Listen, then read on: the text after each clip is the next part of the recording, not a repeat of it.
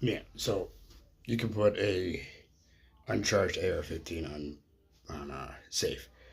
I'm gonna use a piece of clothespin to protect the receiver here because I don't want my hammer smacking the.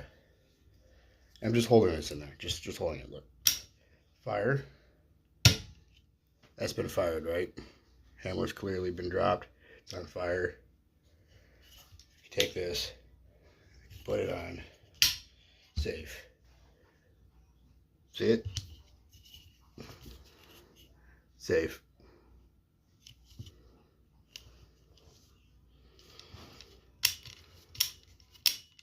Not charged.